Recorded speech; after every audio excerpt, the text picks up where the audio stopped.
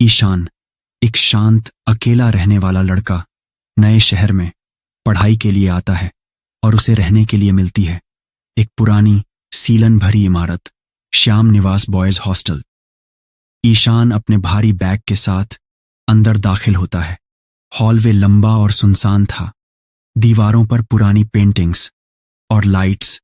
ईशान अपना कमरा ढूंढने लगता है, कमरा नंबर 307, और तभी उसे मिलता है एक लड़का, राहुल, जो पहले से हॉस्टल में रह रहा था। तू नया है ना? कौन से रूम में है? 307। अच्छा, बस एक बात ध्यान रखना, कमरा 309 से दूर रहना। वो कमरा बंद है और वैसे भी उसमें कोई नहीं रहता। 309। ईशान थोड़ा मुस्कुरा देता है, सोचता है कि शायद हॉस्टल की कोई डरावनी परंपरा होगी। वो अपने कमरे में चला जाता है। कमरा थोड़ा पुराना और धूल भरा था, पर रात के लिए ठीक था। पहली रात सब कुछ सामान्य था, लेकिन दूसरी रात ईशान की आंखें अचानक खुल जाती हैं। घड़ी की सुइयां 3 बजा रही थीं। उसके कानों में कुछ फुसफुसाहटें गूंजने लगती हैं। वो धीरे से उठकर दरवाजा खोलता है। हॉलवे में सन्नाटा है, पर कुछ कदम आगे कमरा 309 का दरवाजा थोड़ा सा खुला हुआ था।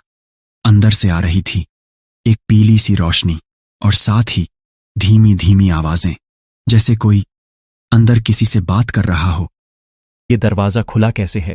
क्या कोई अंदर है? ईशान हिम्मत करके अंदर चला जाता है। कमरे में अजीब ठंडक थी, जैसे वहां बरसों से कोई सूरज की रोशनी नहीं पहुंची हो। कोने में रखी एक पुरानी अलमारी और उसके ऊपर पड़ी थी एक फटी हुई डायरी। डायरी पर लिखा था, रवि, 2003।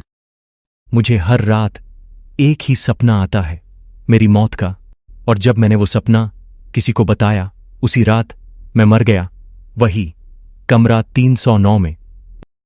इसके बाद हर रात ईशान के सपने बदलने लगे।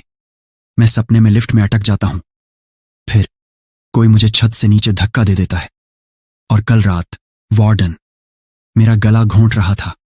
सपने अब सपने नहीं रहे थे, वो हकीकत की तरह महसूस होने लगे थे।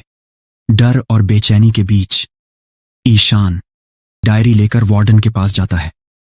सर, मुझे कमरा 309 में एक डायरी मिली है, उसमें सब कुछ लिखा है। उस लड़के का नाम रवि था, 2003 में।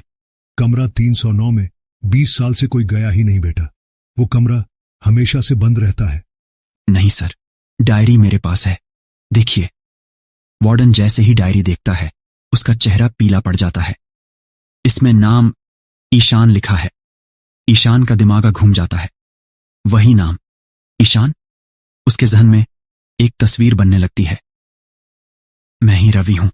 हर 5 साल बाद मैं वापस आता हूं, कमरा 309 में। उसका जीवन एक शापित चक्र था।